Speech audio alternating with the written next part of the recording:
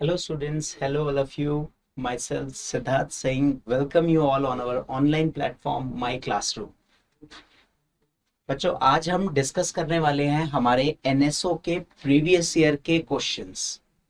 देखो किसी भी पेपर के लिए अगर आप प्रिपरेशन कर रहे हो तो प्रीवियस ईयर के क्वेश्चंस की नॉलेज होना बहुत ज्यादा जरूरी है, क्योंकि प्रीवियस ईयर से ही मुझे पता लगता है कि जिस पेपर को मैं देने जाने वाला हूं या जाने वाली हूं उस पेपर के कंपेरेटिवली मेरी लेवल ऑफ प्रिपरेशन क्या है, या फिर कौन कौन से ऐसे टॉपिक्स हैं जिसको मुझे ज्यादा एम्फेसाइज करना चाहिए। प्रीवियस ईयर से हम उसको एनालाइज करेंगे।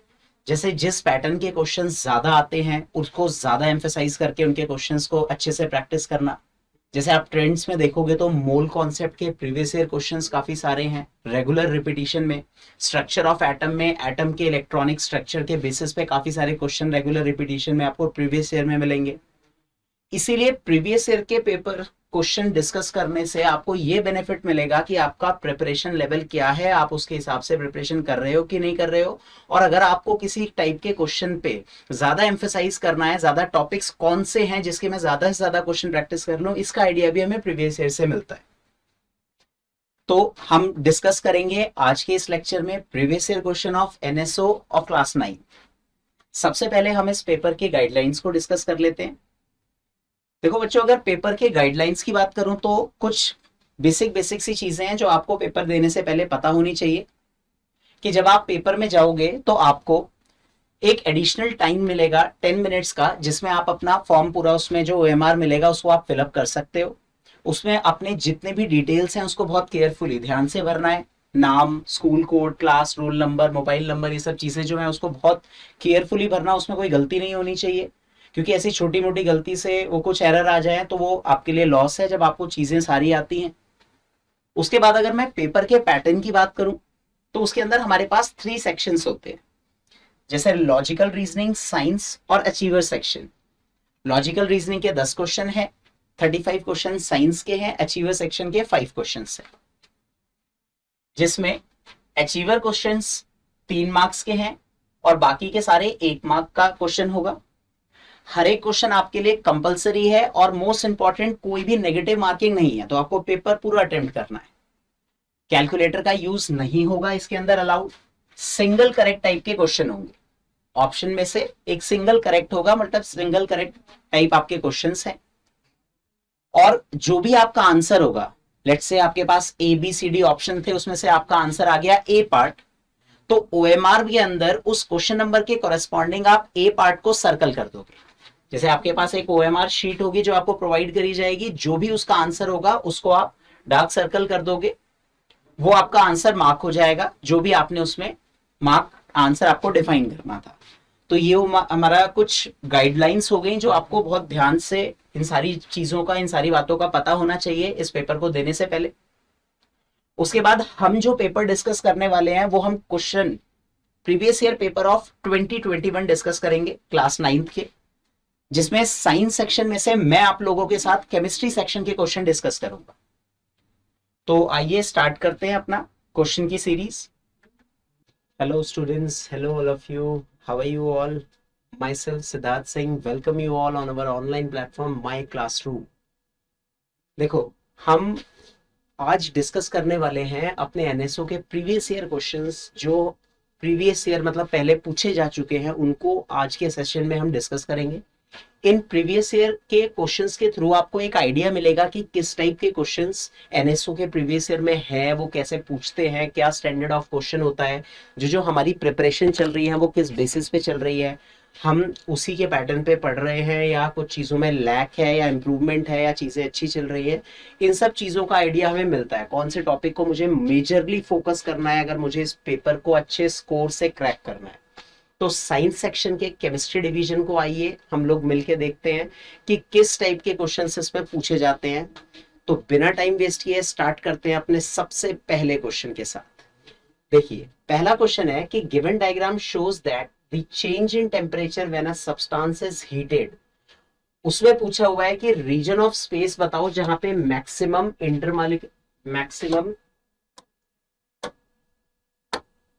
रीजन ऑफ स्पेस जहां पे मैक्सिमम इंटरपार्टिकल डिस्टेंस है, मैक्सिमम इंटरपार्टिकल फोर्स है और मैक्सिमम काइनेटिक एनर्जी है। देखो जब टेम्परेचर मैक्सिमम होगा तो मॉलिक्यूल सबसे ज्यादा फार अपार्ट होंगे, क्योंकि वो अपनी सॉलिड से लिक्विड से गैसियस स्टेट में कन्वर्ट हो गया होगा, and molecules are maximum far apart with respect to each other. तो उस केस में मैं डिफाइन कर सकता हूं कि फिफ्थ पार्ट में मैक्सिमम इंटर पार्टिकल डिस्टेंस होगा। अच्छा, मैक्सिमम इंटर पार्टिकल फोर्सेस कब होंगी? जब टेम्परेचर सबसे कम होगा, मॉलिक्यूल सबसे पास होंगे, एक दूसरे के साथ स्ट्रांगली बाइंडेड होंगे, तो उसमें maximum inter particle forces observe होंगी। एंड मैक्सिमम काइनेटिक एनर्जी कहां होगी? फिर से वही चीज, जितना ज्यादा टेम्परेचर होगा उतनी ही ज्यादा आपको मैक्सिमम काइनेटिक एनर्जी उस केस में ऑब्जर्व होगी। तो मैं डिफाइन कर सकता हूं इसका correct answer B part, first and fifth which will correspond to maximum interparticle distance, because gases में इंटरपार्टिकल डिस्टेंस मैक्सिमम होता है। इंटरपार्टिकल फोर्सेस सबसे मैक्सिमम सॉलिड्स में होती हैं, and maximum kinetic energy maximum होगी जब वो वेपर फेज में होगा, मॉलिक्यूल्स मूव कर रहे होंगे with maximum kinetic energy, solid में मिनिमम होती है। तो ये सबसे पहला बेसिक क्वेश्चन था, temperature dependency, intermolecular forces, kinetic energy के साथ। अगला है हमारे पास कि स्टेटमेंट दे रखी है और पूछा है इनमें से कौन सा, असर्शन एंड रीजन टाइप का एक क्वेश्चन है, जिसमें स्टेटमेंट वन है कि during fractional distillation of petroleum the fraction with the highest boiling point condenses first. सही है, देखो जिसका बॉइलिंग पॉइंट सबसे ज्यादा होगा सबसे जल्दी मूव करेगा और कंडेंस भी सबसे पहले हो जाएगा। तो स्टेटमेंट वन तो करेक्ट है। फिर दूसरा कह रहा है कि temperature increases from bottom to top in the fractionating column.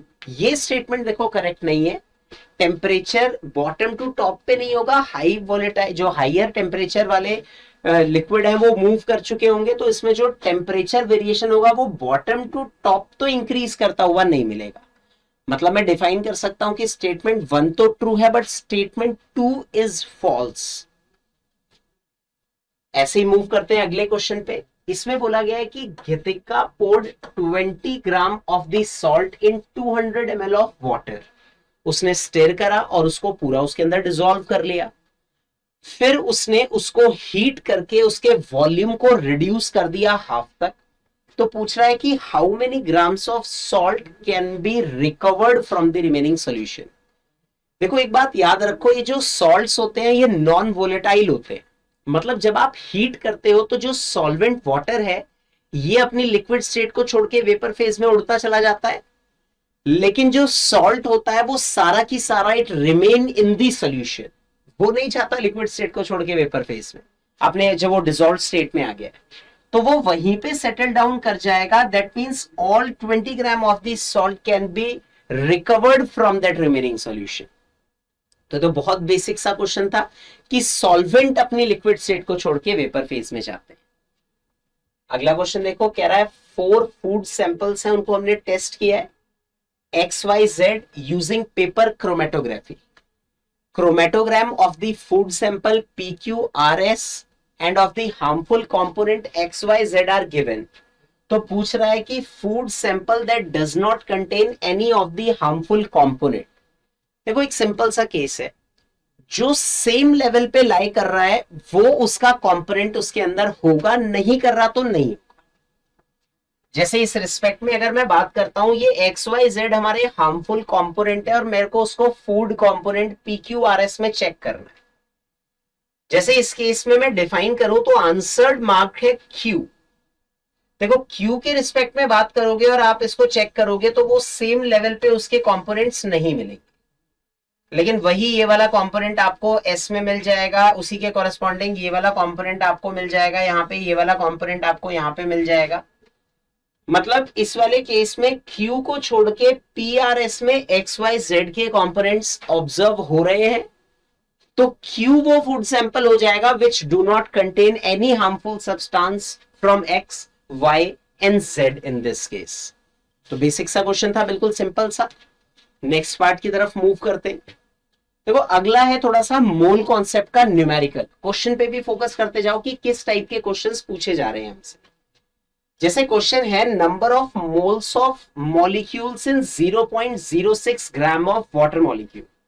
आइए चेक करते हैं इसको क्या होगा।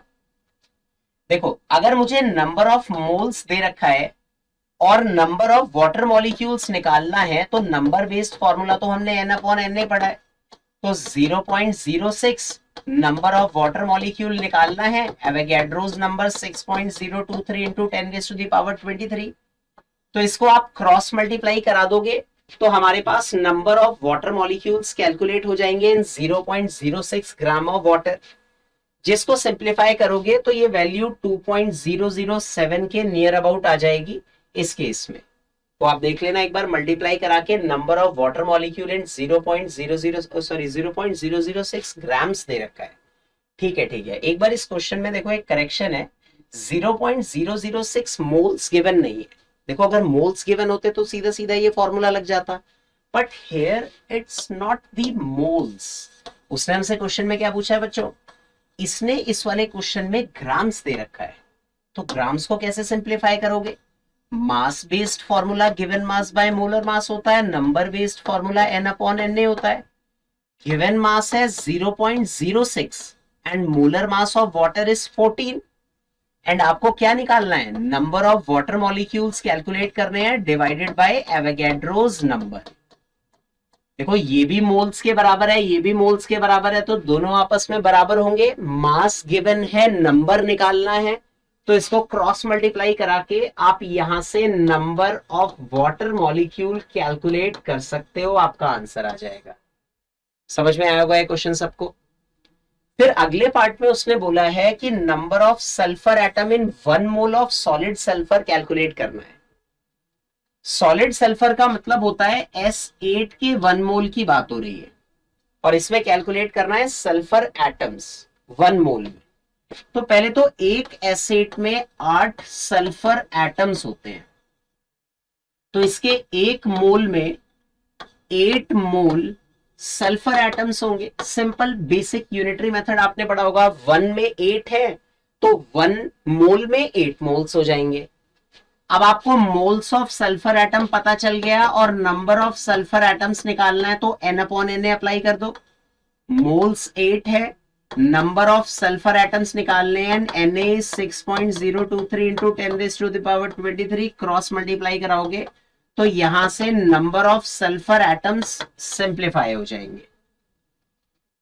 फिर नेक्स्ट है mass of hydrogen in 1.5 mole of H2SO3। देखो H2SO3 की अगर मैं बात करूं तो सबसे पहले अगर मैं इसका मास कैलकुलेट करता हूं H2SO3, इसके 1 मोल में पहले हाइड्रोजन का मास निकालते हैं।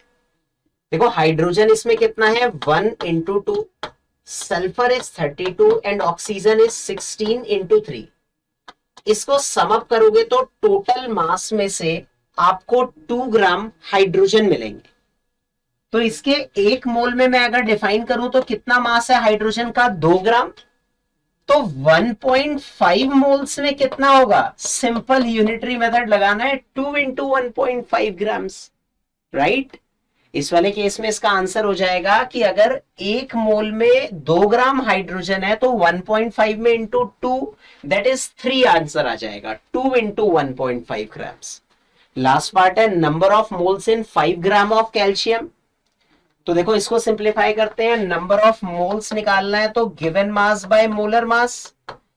5 ग्राम ऑफ कैल्शियम की बात हो रही है and 40 is the molar mass of calcium. बस अब इसको सिंप्लीफाई करना रह गया, number of moles in 5 gram of calcium simplify हो जाएगा, 0.125 आ जाएगा। तो ये इसके चारों करेक्ट ऑप्शन होंगे। तो आप इसे अपने न्यूमेरिकल, मतलब अगर आपको फॉर्मूलेस पता है, एटम से आप मॉलिक्यूल रिलेट करा सकते हो, तो आप इन क्वेश्चंस को बहुत सिंपली सिंप्लीफाई कर सकते हो।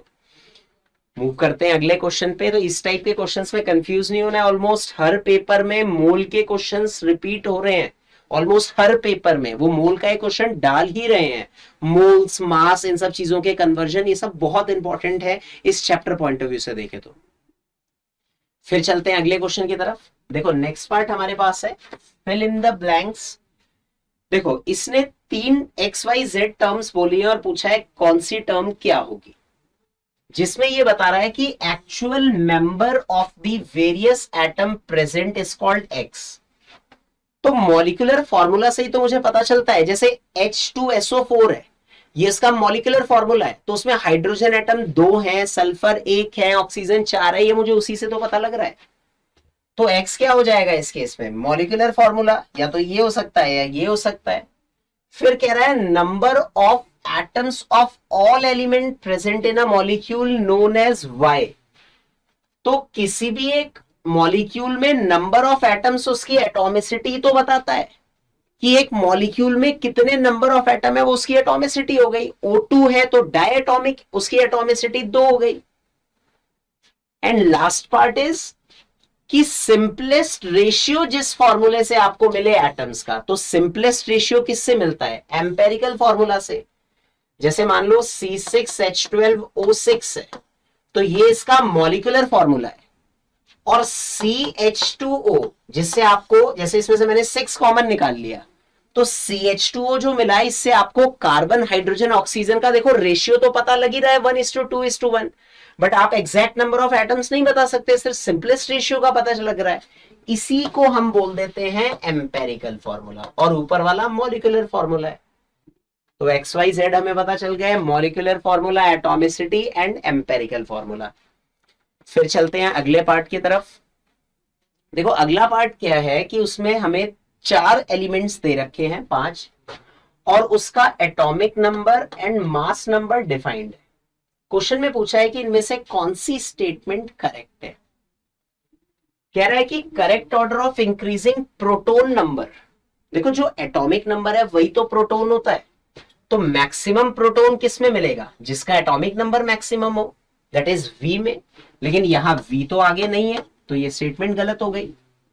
फिर कह रहा है correct order of increasing mass number. Mass number तो देखो सीधा सीधा दे रखे हैं, ये रहे मास नंबर, तो मैक्सिमम V में होगा। ये ऑर्डर आप चेक करो, इस मास नंबर के ऑर्डर के साथ बिल्कुल आपको करेक्ट मिल जाएगा। मैक्सिमम मास नंबर 127 V का, फिर उसके बाद 80 X का, एंड सो करेक्ट आ रहा है बिल्कुल। There is a difference in the order of proton number and mass number. इस केस में आप प्रोटोन और मास नंबर के डिफरेंस को निकालो, वो there is a difference in the order. यहां पे डिफरेंस आएगा उनके order proton number and mass number में, वो भी सिंप्लीफाई हो जाएगा, करेक्ट स्टेटमेंट है। फिर कह रहा है number of proton is equal to number of neutron in all the given elements. कह रहा है हर एलिमेंट में न्यूट्रॉन और प्रोटोन इक्वल आ रहे हैं। तो देखो जैसे इसमें मैं प्रोटोन निकालूं तो जो एटॉमिक नंबर है वही प्रोटोन, लेकिन अगर मैं न्यूट्रॉन निकालता हूं तो mass number minus atomic number कितने आ रहे हैं, न्यूट्रॉन 20 आ रहे हैं। तो मैं डिफाइन कर सकता हूं इस केस में प्रोटॉन्स और न्यूट्रॉन्स बराबर नहीं आ रहे हैं, लेकिन ये स्टेटमेंट में कह रहा है बराबर है। दैट मींस ये स्टेटमेंट क्या हो जाएगी इस केस में, इनकरेक्ट स्टेटमेंट होगी। तो इसका आंसर हो जाएगा second and third only are the correct statement regarding these 5 elements. अगला कह रहा है which of the following substances used in making the head of the matchstick. तो ये तो देखो एक मेमोरी बेस्ड इंफॉर्मेशन है, मैक्सिमम बच्चों को ये पता भी होता है that potassium chlorate is used in making the head of the matchstick, जो बर्निंग रीजन होता है। फिर देखो नेक्स्ट पार्ट है, a brief information about WXYZ is given, कि किसी का मेल्टिंग पॉइंट हाई है, वेरी लो फ्रिक्शन है, can be blown into large containing air bubbles. तो देखो इन सब के लिए आपको पॉलीमर्स की प्रॉपर्टीज इंपॉर्टेंट याद होनी चाहिए। जैसे मैं मोल के बारे में बता रहा था ना कि ऑलमोस्ट हर पेपर में उसका एक क्वेश्चन रिपीट होता है, ऐसे ही पॉलीमर की कैरेक्टरिस्टिक्स, उनके फीचर्स, उनके क्लासिफिकेशन पे ऑलमोस्ट हर पेपर में एक क्वेश्चन रिपीट हो रहा है। तो जिसको इनकी प्रॉपर्टीज पता है उनको इसके ऑर्डर पता होंगे। जैसे इस केस में आप मैच करोगे तो टेफ्लॉन से has high melting point and very low friction, polystyrene से can be blown into large foam, और इस मैनर में इनकी प्रॉपर्टीज आइडेंटिकल। पॉलीथीन की बात करूं अगर मैं इस केस में, तो can be moulded easily and can be rolled into thin sheets, and PVC can be coated on cloth. ये हमारे पास डिफरेंट केसेस हैं जिसकी प्रॉपर्टीज अगर हमें पता है तो आप इनके आंसर्स बहुत इजीली मार्क कर सकते हो। तो बुक से इनकी प्रॉपर्टीज, कैरेक्टरिस्टिक्स, फीचर, क्लासिफिकेशन, सब कुछ क्या क्या फीचर्स हैं सब कुछ पता होना चाहिए। क्वेश्चन डायरेक्ट क्वेश्चन है, बहुत सिंपल क्वेश्चंस आते हैं। नेक्स्ट आगे वाले पार्ट पे चलते हैं। ये कह रहा है कि हमारे पास 3 एलिमेंट है PQR, जिसके valence shell M shell, N shell और एम शेल का इलेक्ट्रॉनिक डिस्ट्रीब्यूशन हमें दे रखा है। अब ये कह रहा है कि बताओ इसमें से कौन सी स्टेटमेंट इसके लिए करेक्ट है। तो आइए देखते हैं। कह रहा है कि एटॉमिक नंबर का जो ऑर्डर होगा वो RQP होगा। देखो ये तो स्टेटमेंट गलत आएगी। अगर ये m है तो KLM में ये 2 होता है, ये 8 होता है, और वैलेंस शेल m में कितने इलेक्ट्रॉन आ रहे हैं? 2। ऐसे ही KLMN पहली में 2, 8, फिर उसके बाद ये 18 और फिर ये 1 2 3 4 5 के कॉरेस्पॉन्डिंग जाएगा। मतलब इस तरीके से इसका डिस्ट्रीब्यूशन है। 2 8 8 18 18 32 32 इस तरीके से हम उसको क्लासिफाई करते हैं। तो मैं डिफाइन कर सकता हूं कि सबसे ज्यादा इलेक्ट्रॉन तो मुझे Q में मिलेंगे, तो उसका एटॉमिक नंबर यहां इससे R से कम थोड़ी आएगा। तो ये इसका डिस्ट्रीब्यूशन इस केस में यहां पे हो गया। नेक्स्ट पार्ट यहां पे मेरे पास क्या है? अगला पार्ट ये है कि P and R will combine to form a compound with formula PR। देखो इसकी वैलेंस शेल में 2 इलेक्ट्रॉन है, मतलब अल्कलाइन अर्थ मेटल टाइप हो गया, लाइक कैल्शियम। इसकी वैलेंस शेल में 6 इलेक्ट्रॉन है, तो ग्रुप 16 का एलिमेंट, जैसे मान लो सल्फर ले लिया तो ये कैल्शियम सल्फाइड टाइप का आ गया। तो उस वाले केस में जो इनके कंपाउंड्स बनेंगे वो किस टाइप के बनेंगे? अगर ग्रुप सेकंड और ग्रुप 16 का कॉम्बिनेशन होगा तो वो PR टाइप का ही कंपाउंड बनाएगा। मतलब ये स्टेटमेंट तो बिल्कुल सही है। फिर कह रहा है R will form a divalent anion to attain stable configuration। सही बात है। इसकी वैलेंस शेल में 6 इलेक्ट्रॉन्स है, हर कोई कितना करना चाहता है? 8 इलेक्ट्रॉन। तो ये भी बिल्कुल सही स्टेटमेंट आ गई कि अगर इसको 2 इलेक्ट्रॉन मिल जाएंगे एंड अगर ये डाइवेलेंट एनायन बना लेगा तो ये स्टेबल कॉन्फ़िगरेशन को इस केस में एक्वायर कर लेगा। एंड लास्ट है P and R have same valency. P and R की बात करेंगे तो वैलेंसी तो सेम है, 2 की दोनों की। तो इस केस में सेकंड, थर्ड और फोर्थ ये स्टेटमेंट यहां पर बिल्कुल करेक्ट है इस केस के अंदर। तो इन क्वेश्चंस के थ्रू हमने आइडिया लिया है कि प्रीवियस ईयर क्वेश्चंस किस टाइप के आ रहे हैं, किन टॉपिक्स को ज्यादा फोकस कर रहे हैं, जैसे मास नंबर, एटॉमिक नंबर, उससे रिलेटेड प्रोटॉन, इलेक्ट्रॉन, न्यूट्रॉन के नंबर पे क्वेश्चन रेगुलर बेसिस पे प्रीवियस ईयर में आपको रेगुलर पैटर्न पे मिलेंगे। जो पॉलीमर्स हैं इसके क्वेश्चन रेगुलर हैं। Number of mole, mole concept के कैलकुलेशन के न्यूमेरिकल्स रेगुलर बेसिस पे आ रहे हैं। तो कुछ सर्टेन टॉपिक जिसका मुझे आइडिया प्रीवियस ईयर से लगता है कि ये तो मुझे बहुत अच्छे से आना चाहिए, इसकी मुझे सारी बातें पता होनी चाहिए अगर मुझे इन टॉपिक्स को बहुत अच्छे से अपने इस पेपर के अंदर करना है। तो जो भी प्रीवियस ईयर से हमें आइडिया मिले उन टॉपिक्स को बहुत अच्छे से फोकस करके पढ़ो, सो दैट आपकी प्रिपरेशन लेवल और इंप्रूव हो सके। तो होप ये वीडियो आपको काफी हेल्प करेगी इन योर एग्जाम। तो मिलते हैं अगले सेशन में। Good bye all of you, see you all.